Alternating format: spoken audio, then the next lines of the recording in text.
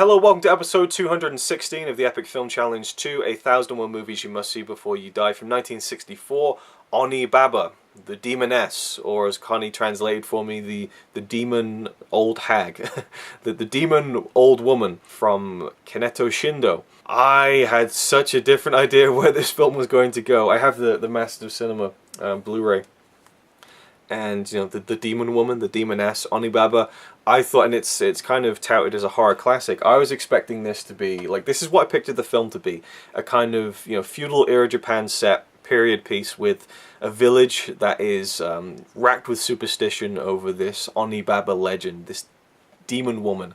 And, you know, people are kind of scared about it, but they don't take it too seriously, and then murders start happening, and people start saying they've seen this thing, and then it turns into this big kind of, you know, conspiracy, and, you know, people, the paranoia infecting the village and stuff, and is Onibaba real? The film is nothing like that. I mean, I really started painting a picture in my head before the film even started, and it was just so wildly different. It's about these two women who live in this field of reeds with these big swishing reeds that are taller than human heights, and it's a great setting for the film. I loved all the close-ups and slow motion shots of the reeds kind of blowing in the wind, the atmosphere of the wind, and the setting and the location is so key to everything in the film. We have these two women, a mother and her daughter-in-law, and they're waiting for her son to return back from war. A man called Hachi comes back, and he was with the mother's son, and says that he didn't make it, and he doesn't seem too apologetic about this. In fact, he almost seems like he finds it amusing. And so Hachi kind of moves back to his hut, which is very close to the two women, and sexual tension arises from there because he feels like he should have a shot at the daughter-in-law, the younger woman, who now is without a husband. And then she starts to kind of take a liking to Hachi because of that whole, you know, just man and woman being drawn together. And the mother doesn't like this. She doesn't like her daughter-in-law going off and getting it on with this other guy, Hachi. She doesn't trust him, but also she wants to keep hold of the last link she has to her son. Now, the interesting part of the film is what these two women do to survive. A war is going on, they're emperors trying to kill each other and all that kind of stuff. Dogs and cats living together, mass hysteria, and they need food, but they can't farm. So what they do is they murder samurai. Stragglers who come in from battles, they'll come in through the reeds and they'll just pounce like velociraptors. They'll kill the samurai, they'll kill anyone they can, strip them of their armor, strip them of their weapons, and take them to this guy who gives them food in exchange for these things. And so they've become murderers out of necessity of this war.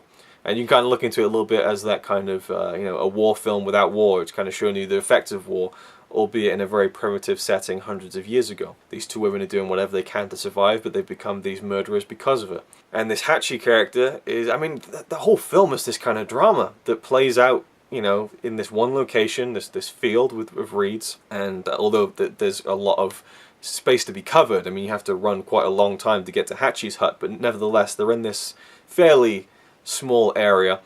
And the Onibaba stuff comes into it towards the end, but apart from that, I mean, it feels like a horror film in the last 10 minutes, but otherwise, it's this kind of erotically charged drama for the most part, and I really liked it. I liked the acting a lot. There's a lot of nudity in the film. It's depicted as a sweltering hot climate, and so the women either have their tops down completely or their boobs are hanging out all over the place. You very soon get accustomed to the sight of nipples in the film from the two female characters, and I liked how it just didn't become an issue after a while, as they probably shouldn't be to begin with. They're just nipples, we all have them, but, you know, there's a lot of nudity in the film. I liked how the sex scenes between the daughter-in-law and Hachi weren't really sex scenes. They're just kind of, you know, grabbing each other and they're sweaty, that's it. They didn't go into any explicit detail, which I always like.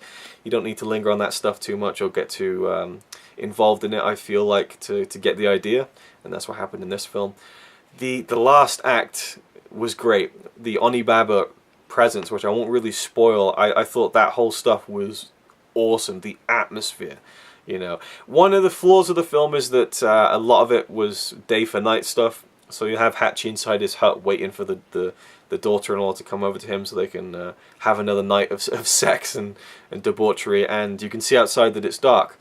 And then we cut to, you know, the women's side of the field, and it's clearly daytime, but they're acting like it's night, so the consistency and continuity of the day for night sequences were not that well done.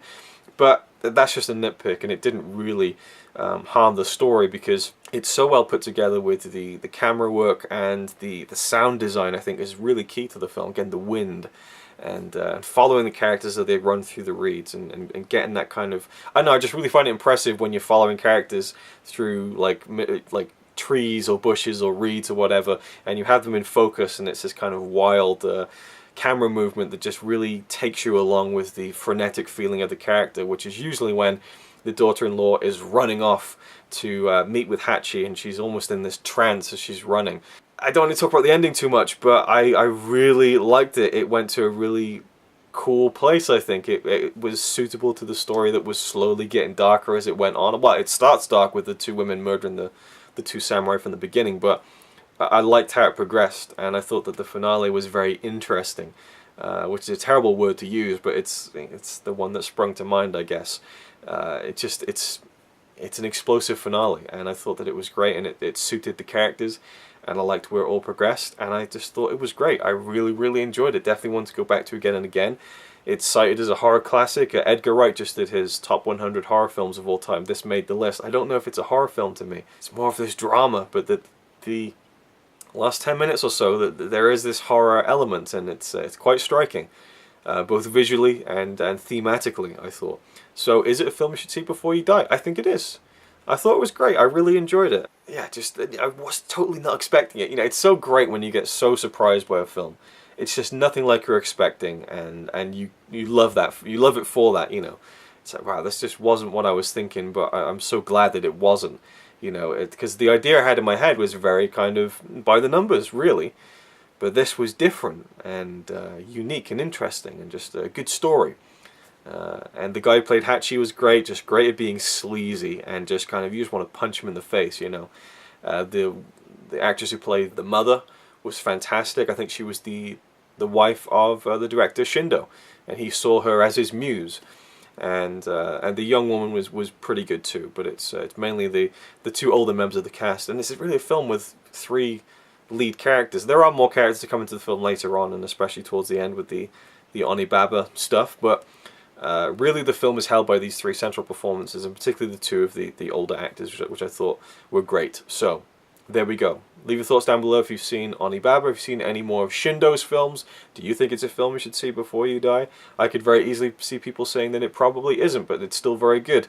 But to me, it really surprised me. I was expecting something, I got something else, which I've already gone over now, I'm just repeating myself, but I was really pleasantly surprised with this one. Not that the film is pleasant, but you get what I mean. So thank you for watching, and I'll see you in the next video in this Asian Cinema Season 2017 run of reviews in the Epic Film Challenge 2. Thanks for watching.